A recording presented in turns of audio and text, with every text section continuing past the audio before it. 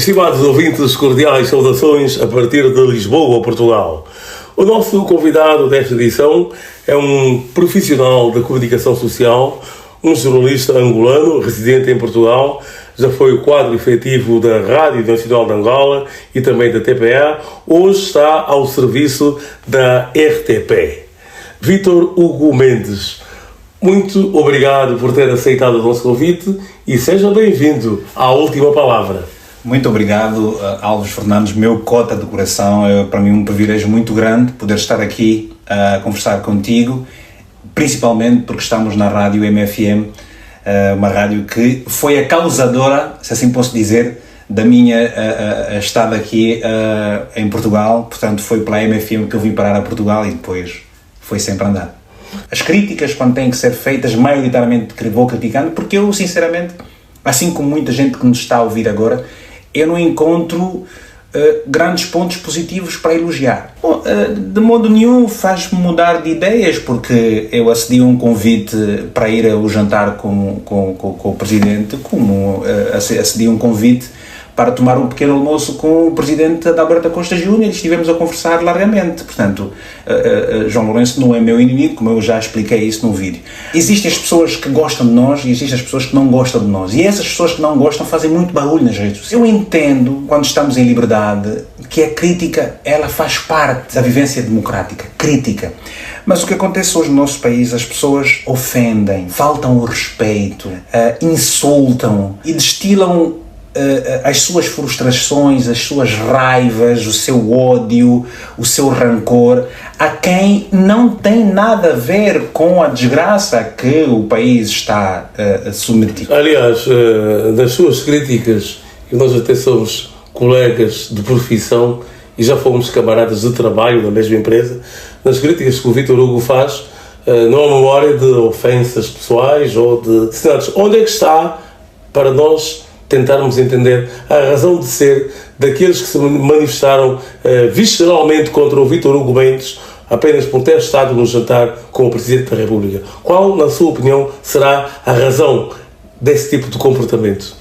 Não, eu entendo que as pessoas acompanham o Vítor Hugo Mendes há muitos anos e, sobretudo, a juventude que tem no Vítor Hugo Mendes um exemplo, uma figura de destaque, um profissional abnegado, um homem educado, e naturalmente as pessoas elevam as suas expectativas, mas depois têm uma certa dificuldade em separar as coisas, não é?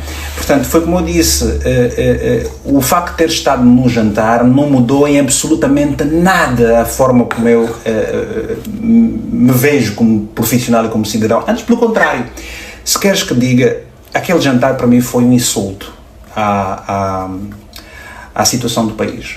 Eu acho que às vezes nós pensamos que não vai ser diferente, mas eu senti muito mal, confesso, por aquilo que eu encontrei, aquilo que eu vi. E se nós estamos com as dificuldades que temos no país do ponto de vista financeiro, se nós temos pessoas que para se alimentar vão ao lixo, que nós vemos aqui, que não passa na televisão, acompanhamos pelas redes sociais, eu acho que aquilo foi mesmo um insulto à paciência das pessoas, à dificuldade por que passam as pessoas. Porquê? Porque eu conheço a comunidade angolana que está em Portugal e, sinceramente, aquilo para mim não foi um encontro em que a comunidade angolana esteve de todo representada, de modo nenhum. Eu aproveitei na ocasião para conversar com o vice-cônsul do Porto e vice-cônsul, por exemplo, aqui de Lisboa, onde apresentei ideias sobre a necessidade urgente, por exemplo, de eles digitalizarem os serviços. Eu fui agora renovar o meu cartão cartão consular. Uhum. E eu tive ainda que preencher a lapiseira, né, numa folha, os meus dados. Eu tive, por exemplo, que ir a um anexo que tem assim ao lado da embaixada, de frente à embaixada, fazer cópias. Isso tudo eu podia fazer no digital, estamos em Portugal, ou seja, há muitas coisas, e dei-me muitas ideias e já escrevi, inclusive falei com eles várias vezes, não foi a primeira vez, e interagi com outras pessoas, expliquei outras situações. Portanto, não é aquilo que eu, Vítor, não estou a falar pelos outros, mas a minha expectativa daquele encontro não foi, de longe. de longe, aquela exuberância, não marca. Não vale a pena pensar que aquilo marca uma nova fase. Não marca nenhuma fase, não muda nada. E então, qual é a sua avaliação, Vítor Hugo Mendes, da política do Estado angolano em relação às comunidades angolanas espalhadas pelos 4 cantos do mundo, às grandes diásporas angolanas? O que é que está bem, o que é que não está, o que é que pode ser feito para que os angolanos como Vítor Hugo Mendes, radicados nos 4 cantos do mundo, estejam mais próximos do seu país de origem? Olha, vou ser sincero, eu sinto que há uma distância muito grande do governo angolano com as populações, não com a sua diáspora, mas no país sobretudo. Vejamos como é que as pessoas, qual é a expectativa das pessoas relativamente ao governo. É muito fraca, é muito... Em Angola? Em Angola. Aquilo que eu ouço, aquilo que leio, aquilo que e tudo mais. Eu sento-me, deixa que eu lhe diga, eu sento com 3, 4 angolanos, é quase impossível, talvez se eu estiver a sonhar, das 4 pessoas falarem bem do país. Não conheço ninguém. E mesmo pessoas ligadas muitas vezes ao próprio sistema, e muitas pessoas inclusive que cá vivem beneficiam, comem e tudo mais, mas falar bem agora, relativamente à diáspora, a diáspora angolana é completamente distanciada, a diáspora angolana não se sente integrada, a diáspora angolana, então, como eu estou a dizer, quer dizer, você conhece as pessoas que vão nestes encontros, são as pessoas que pertencem às associações essas, muitas delas, que têm uma ligação muito forte com o próprio partido, estás a ver? Mas já há muitas outras pessoas que não aparecem, não são ouvidas. A diáspora sente-se como uma enteada. Vamos só notar uma coisa. A diáspora votou, mas o que é que o voto da diáspora contou para as nossas eleições? Mas recentemente, portanto, antes do jantar do Presidente aqui em Lisboa com a comunidade angolana, houve um grupo de angolanos de várias origens radicados em vários países dos 4 continentes, a África, a Europa, a América do Norte e também eventualmente a Ásia, que estiveram em Angola a convite da Presidência da República e se manifestaram, digamos, acarinhados porque os resultados foram que nós vimos nas rádios e nas televisões. Não foi bom esta iniciativa da Presidência de Angola convidar angolanos no estrangeiro de várias associações para constatarem a realidade concreta do país? Há pouco tempo eu falei que aquilo que eu vi, por exemplo, no encontro aqui, são de pessoas que pertencem aos movimentos, associações que têm quase sempre uma ligação direta com o partido. E as pessoas que lá foram, aquilo que eu tive a ouvir delas, aquilo que eu estive a ouvir delas na televisão, não é aquilo que eu ouço dos angolanos que estão cá quando vão para Angola e voltam.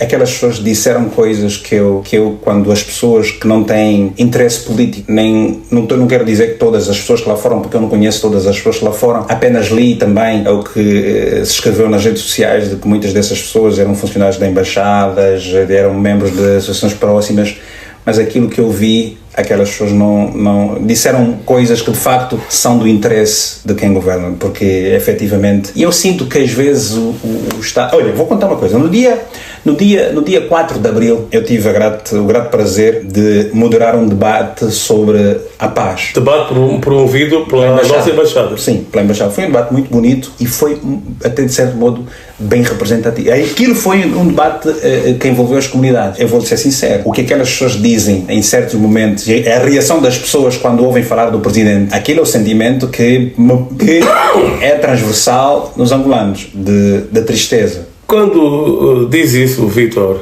leva-nos a questionar a sua opinião em relação à razão porque nos últimos anos vários angolanos, na sua maioria jovens, muitos deles bem formados, com boas qualificações, têm estado a emigrar para Portugal e não só, para outras países também. Qual é a razão de ser desta situação se estamos em paz há 22 anos e há um governo a trabalhar, bem ou mal, mas que está lá presente todos os dias? Não, acho que o governo não está a trabalhar bem, está a trabalhar mal. Aliás, muito mal, porque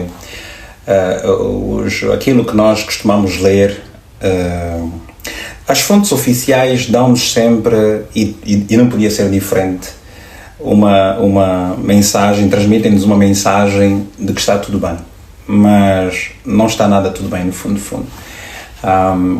E nós percebemos como é que foram as últimas eleições no país. Nós acompanhamos. O que está tudo bem, uma situação normal não tem aquela reação do povo.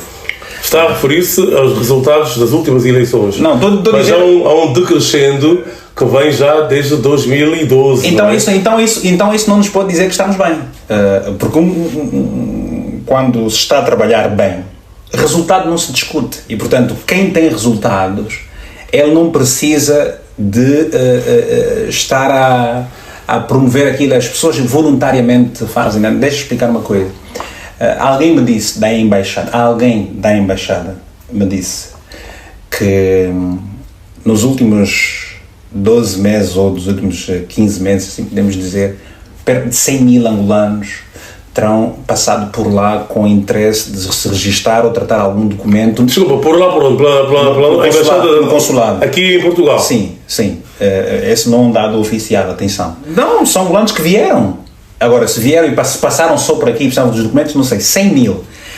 Mas eu posso dizer assim, há muito mais. Porque é claro que o consulado apresenta os dados das pessoas que estão inscritas no consulado. Mas há muitos angolanos que não têm inscrição consular por conta da burocracia. E talvez também porque, não estando legalizados perante as autoridades portuguesas, não têm como inscrever-se no consulado. Ou uma questão não condiciona a outra. Bem, isso é que eu não consigo responder. Mas, por exemplo, um angolano que vem fixar residência, que já começou a trabalhar, portanto, tem formas de se inscrever. Mas foi o que eu disse, por exemplo, eu para ter um cartão consular tenho que me deslocar ao consulado. Portanto, eu que trabalho em Santarém, 1h30 de Lisboa, tenho que deixar de trabalhar para vir tratar um documento aqui, ok? E nem sempre consigo tratar no dia. E quando, por exemplo, se os serviços fossem digitalizados, eu só viria ao consulado para duas coisas extremamente importantes. Uma delas, por exemplo, tirar as minhas impressões digitais e assinar o documento. Tudo o resto eu podia fazer no online. E não se faz no online porquê? Porque aqui ainda trabalhamos no tempo do Camprandanda, no tempo do Partido Único aqui. E estamos na Europa. Não faz sentido. Há duas questões que fazem muito sentido, de que falou. Por um lado, a forma como o nosso governo de Angola, trata as comunidades no exterior, a nossa diáspora. Por outro lado, a própria governação do nosso país. Ambas as coisas, na sua opinião, não só do Vítor Hugo Mendes, de muitos angolanos com os quais convivemos todos os dias, têm sido mal feitas. Porquê? O que é que estará, na opinião do Vítor Hugo Mendes, na base de se tratar mal das comunidades angolanas do exterior, por um lado, e de não se fazer aquilo que acha que deve ser feito para uma melhor governação do nosso país? Porque as pessoas que vivem fora de Angola têm uma mentalidade completamente diferente sobre o que é o que é uma democracia, quais são os direitos, os seus direitos e os seus deveres e quais são as obrigações de um Estado. E, portanto, estas pessoas são muito críticas porque não se compreende, e estando fora, que nós percebemos como é que é a floresta. Os angolanos que estão aqui fora, e eu digo uma coisa, eu tenho pena, dói-me no fundo do coração, ver os angolanos que estão lá dentro do nosso país a criticar e ofender muitos angolanos espalhados pelo mundo. Quando esses angolanos criticam o Estado angolano, deviam agradecer, porque nós sabemos que as pessoas em Angola não conseguem falar, ou porque não conseguem, vão ser identificadas e depois podem perder os seus empregos, ou isso e aquilo e muitas outras, sofrer represálias. Mas quem está cá fora não depende de Angola, portanto, ela consegue expressar bem ou mal, às vezes eu condeno, faltando respeito às nossas entidades, e aí eu não, de modo nenhum, posso aceitar uma coisa dessas. E há pouco tempo eu estava a dizer que eu condeno profundamente todos os ataques que fizeram ao mais velho Bonga. É o mais velho com mais velho Bonga, merece o nosso respeito absoluto. É uma pessoa com os seus 80 anos e, portanto, que deu o seu espólio artístico é incomensurável. Pronto. Mas há outra parte. Essa é uma parte. Mas eu vou voltar só. Que era, os angolanos se sentem profundamente tristes, magoados, porque vivem situações aqui fora, muitas pessoas, quase todas posso dizer, com muita dificuldade. E quando elas olham para o nosso país dizem, porquê é que nós vivemos mal. Não temos necessidade de vivermos como nós vivemos. E isso mas Vitor, aí está a outra parte da pergunta. A outra parte da pergunta vistas as coisas a partir daqui, de Lisboa, de Portugal, do exterior, por que razão o Vítor Hugo acha que Angola poderia ser melhor governada neste momento? Eu trouxe um livro para te oferecer, que é um livro do Sr. Carlos Moedas, que é o presidente da Câmara de Lisboa, que eu tenho o grato prazer e consideração pela amizade, ainda que distante com este autarca. Ele tem um livro, e ele que estou a oferecer, chama-se Liderar com as Pessoas. Repete. Liderar com as pessoas. E quando eu olho para as nossas lideranças, atenção, em 2014, quando eu fiz a minha primeira grande palestra em Talatona, o meu tema foi liderança, humanismo nas lideranças. E quando eu olho para o nosso país, eu não sinto humanismo nas lideranças. Eu não sinto amor. Eu não sinto carinho. Eu não sinto empatia. Eu não sinto solidariedade com os mais pobres que vivem a seca. Mas não está a referir-se especificamente ao presidente João Lourenço. Eu estou a falar do Estado angolano. O presidente, ele lidera o Estado angolano. Eu não tenho nada, ele tem a idade de ser meu pai, mas merece respeito como um ser humano. Mas enquanto líder, eu esperava que houvesse mais disso mesmo. Empatia, amor, carinho, proximidade. Às vezes ouço tantas coisas e o presidente fica indiferente. Como é que, por exemplo, como é que eu posso aceitar que haja uma greve geral na função pública e o líder máximo do executivo não tem um pronunciamento de solidariedade com aquelas pessoas que muitas delas na função pública votaram na sua pessoa, acredito eu. Sim, mas o Presidente aproveitou a reunião do MPLA, do Comitê do MPLA, para anunciar algumas melhorias, ainda que pontuais, na questão salarial de alguns segmentos da função pública. Isto não representa nada aos seus olhos? Não basta o meu pai me dizer: está aí, come lá, está isso que eu te dei, agora come. E então, às vezes é isso. Às vezes não é me darem um prato de comida, às vezes é como me entregam um prato de comida. Por meio que não me entregam um prato de comida e como querem dizer que vou ter comida, é também uma forma muito ofensiva e dolorosa. Então, não se está a liderar com as pessoas. E é por isso que eu trago esse livro para poderes ler. Eu gostava, se eu pudesse imprimir muitos livros, eu oferecia o livro do mais velho Wanyanga Chito, o ministro. Como é liderar com as pessoas? Como é que deve ser isso? Bem, liderar com as pessoas é isso mesmo. Nós temos necessidade, por exemplo, de haver uma participação das comunidades nos desafios da nação. E liderar com as pessoas não é as ordens de descer do topo para baixo, é encontrar um meio termo com as dificuldades das pessoas para resolvermos os problemas das pessoas. Quantos milhões de angolanos, todos os angolanos com quem eu converso, todos eles falam, por exemplo, da necessidade imperiosa de termos autarquias. Mas não se quer. O que eu entendo, espero que nos próximos dias, porque eu sei que agora aquele problema entre as diferentes propostas... Há uma proposta de lei já em debate na Assembleia Nacional, há uma proposta alternativa da UNITA em consulta popular, portanto, pelo menos do ponto de vista legislativo, sim, alguma coisa está a acontecer em prol das autarquias. Eu acho que se houvesse efetivamente vontade política, porque é a única coisa... Eu fiz vários debates. Eu não sei se os órgãos públicos de comunicação social, não sei se eles terão feito tantos debates sobre as autarquias como fiz eu na RTP África, aqui em Portugal. Eu não sei e quando falo liderar com as pessoas, qual é a harmonia, a relação entre as diferentes forças políticas? Como é que você quer, quando eu falo, muita gente não está representada nas nossas instituições. Milhões de angolanos votaram na oposição e o líder da oposição nunca deu uma entrevista no órgão público de comunicação social, é indireto. Como é que, por exemplo, há um problema em que diferentes gestores públicos angolanos estão a ser investigados aqui e ali e eles não são ouvidos na Assembleia Nacional? Como é que os tribunais não chamam essas pessoas para prestar esclarecimento? Como é que... Eu acho que falta um pouco de moral nas nossas lideranças. É preciso isso tudo. Eu sou jovem, Zé Neto. Eu tenho em ti, posso tratá-lo por tu, meu cota, com muito respeito, admiração. Há coisas que eu não quero ver serem feitas por Zé Neto. Zé Neto não pode defraudar.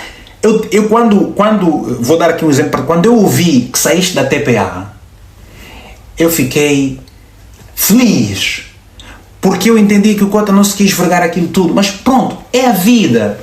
Todos nós temos um preço, mas cada um tem o seu valor. E os valores de um líder devem ser perenes. Porque quando as pessoas quando elas assumem que irão cumprir a legislação do país no exercício profissional, no exercício público, depois de tudo a ficar, mas como é que foi possível fazer isso? Os angolanos estão muito tristes, os angolanos estão mesmo desesperados. O angolano não merece esse tratamento. Eu ouvir assim, Vítor Hugo Mendes, estou a olhar para Moçambique. Finalmente foi eleito candidato à sucessão do presidente Filipe Nyusi, que é o candidato a presidente da Frelimo e, consequentemente, candidato à presidência da República. Sim. Depois de muita polémica no país irmão que é Moçambique. Em Angola, só teremos eleições em 2017, por isso... 27. E 27, sim, haverá tempo.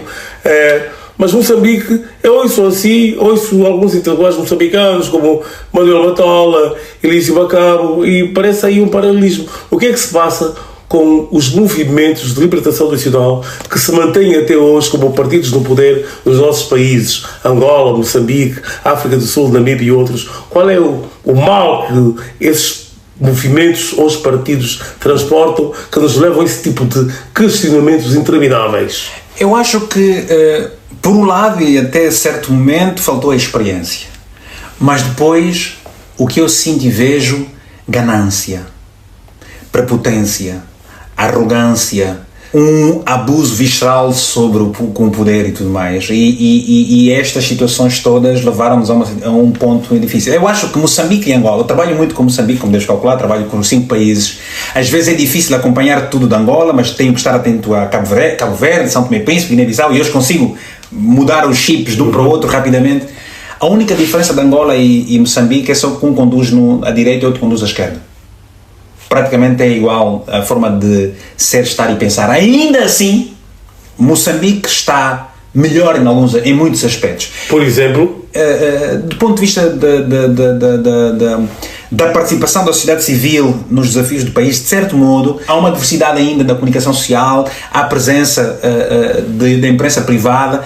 Eu não sei se é o efeito África do Sul aí perto, o efeito dos países anglófonos aí na zona limítrofe, não sei se será isso, mas pronto. Eu acho que Moçambique ainda está bem. Agora, eu espero, sinceramente, que no próximo congresso do MPLA, João Lourenço não esteja sozinho. Se João Lourenço não estiver sozinho...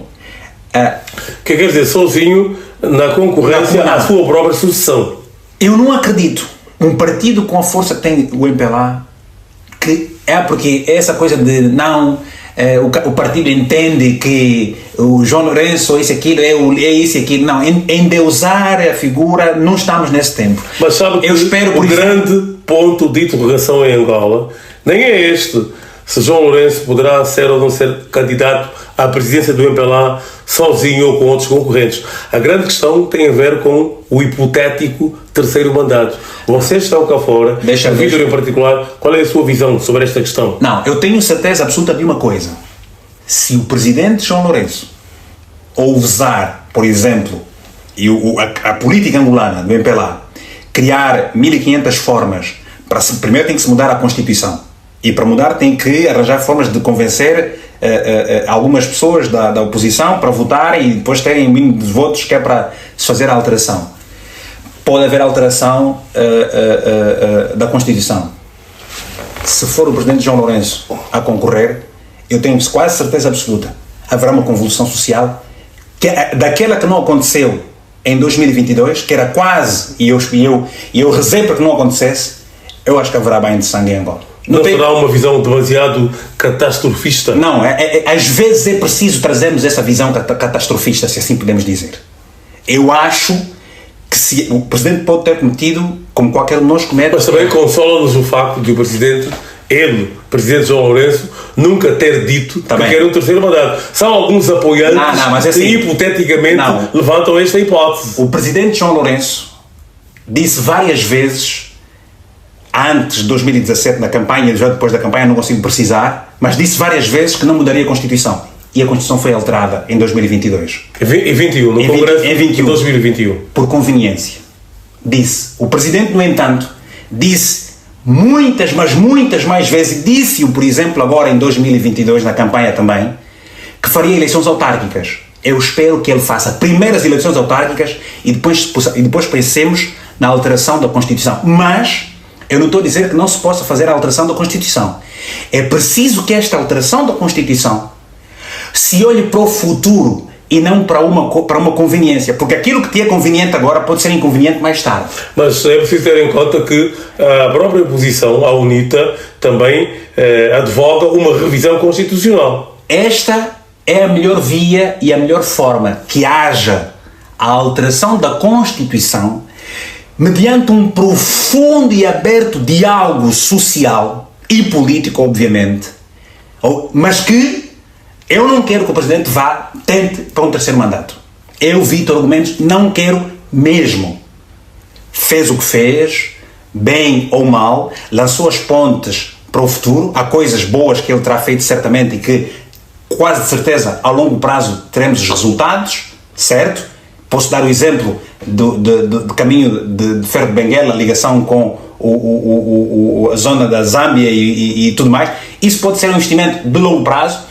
O corredor do Lubito. O corredor do Lubito. Inauguramos agora o aeroporto. Portanto, os resultados não são para já. Há muita coisa que ele terá feito que vamos ter resultados mais tarde. Mas eu acho, e eu quero, e eu espero que o Presidente não ouse falar num terceiro mandato.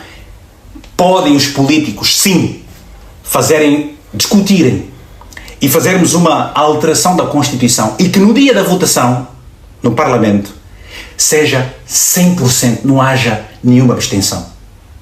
Não há constituições perfeitas, mas eu acredito, havendo vontade política e diálogo aberto e os melhores consensos, pensando no futuro da Angola, não na conveniência de A ou de B, eu acho que os angolanos poderão estar todos representados.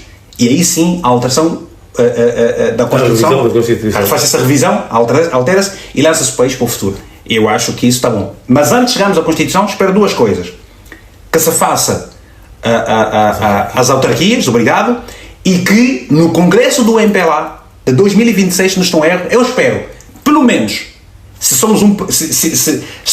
temos a democracia que temos, o MPLA é um partido que se diz e advoga sempre que é democrata, eu espero que este exemplo, que no mínimo sejam 5 concorrentes e que estes concorrentes, em tempo de democracia, vão à TPA, todos eles juntos, fazer um debate público. E eu espero que em 2027, seja quem for o candidato do MPLA, aceite um debate, seja com quem for o candidato da UNITA, do Partido Humanista, da Casa CE, que haja, isso é que é democracia. Porque quando as pessoas atacam o Vítor Hugo Mendes da forma que atacam, não olhem, não se riam dos ataques ao Vítor Hugo Mendes.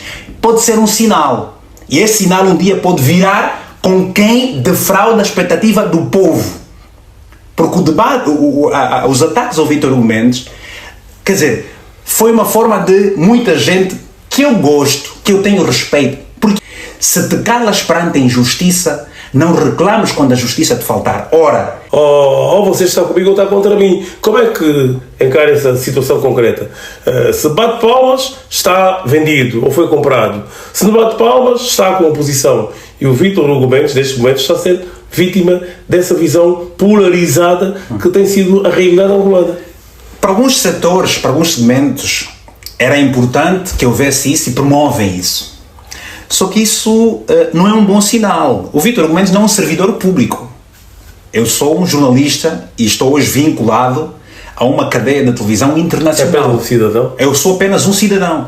Mas é como eu digo, não se riam dos ataques ao Vítor Hugo Mendes. Olhem para isso como algo pode acontecer a alguém, ou a alguns, ou a um sistema que está a provocar isso mesmo. Porque nós estamos perante uma polarização brutal que é contraproducente para o partido que nos governa. É isso. E se aparecer um líder cívico ou um líder político de um partido qualquer radical, quer dizer, que é um tipo translocado, ele pode conduzir o país numa situação descontrolável, porque o povo já sabe, como diz aqui uma cantora capicua, eles têm medo que o povo descubra que eles têm medo do povo, mas o povo já sabe disso. Mas o povo já deu bastas mostras de serenidade. E em 2022, quando se pensava que o povo, os jovens sobretudo, iriam sair à rua, isso não aconteceu, e a serenidade e a estabilidade manteve-se. Deixa eu explicar. Eu fui também aí condenado, porque eu fiz um vídeo no Facebook e está lá, a dizer que se eu estivesse em Angola, perante aquele cenário, eu não iria para a rua, porque era quase que evidente que aquilo iria dar para o torto. E mais, foi prudente e inteligente o posicionamento do partido de Adalberto da Costa Júnior, porque se o Adalberto da Costa Júnior tivesse dito o seguinte, eu abro o peito, dou o meu peito ao manifesto, quem quiser vem comigo, eu tenho certeza absoluta, não haveria polícias nenhuns, não haveria elementos da segurança nenhum que travariam a raiva do povo. Não é isso que nós queremos. Não é isso que nós queremos. Nós podemos, não é por aí. Não é isso que deve acontecer. Eu acho que todos nós já sofremos o suficiente, temos a experiência mais do que suficiente de que violência não pode ser jamais promovida. É preciso dialogar. Eu, Vítor Hugo Mendes, espero que nos próximos dias haja um encontro entre Adalberto da Costa Júnior e o Presidente da República e que este encontro mereça logo a seguir uma conferência de imprensa entre os dois presidentes, juntos, apontando direções para o país. Diferentes visões, mas irmãos. São irmãos. José Eduardo Agostinho Neto e Jonas Savimbi e Odin Roberto, num dado momento das suas vidas, deram-se as mãos. Conversaram, mas deu tudo para o torto e temos o país que temos. Então temos agora a oportunidade de corrigir o que está mal e melhorar o que está bem. E eu acho que o que precisa ser feito agora, Cota Neto, é que esses dois... Eu lanço um desafio ao Presidente da República e também a Adalberto, que se juntem, conversem e que daqui a 30 dias ou 40 dias ou antes disso, a Adalberto possa ter uma entrevista em direto na televisão pública de Angola, porque aí estaremos a falar de democracia. Se queremos dar exemplo, esse é o caminho. Este é o caminho. Vítor Hugo Mendes, jornalista angolano ao serviço da RTP, antigo profissional da Rádio Nacional de Angola e da Televisão Pública de Angola, um colega, um cidadão que não passa despercebido, mesmo estando fora do país há mais de 5 anos. Muito obrigado e vamos querer ter o Vítor connosco muito brevemente. Muito obrigado mesmo. Se for para o Malange para ver a minha mãe, eu vou rápido, mesmo amanhã. Olha, mamãe, um abraço bem grande à minha mamãe Malange. Eu mando um abraço a todos os jornalistas, sou sempre solidário com os jornalistas, com o povo angolano, o meu povo, os meus irmãos, a juventude sobretudo. Muita gente entenderam mal, mas o meu amor continua, o meu respeito, e acreditem, meus irmãos, farei sempre tudo o que estiver ao meu alcance para defender os injustiçados e abraçar também os poderosos, porque não podemos estar de mãos afastadas, é preciso estendermos as mãos uns aos outros.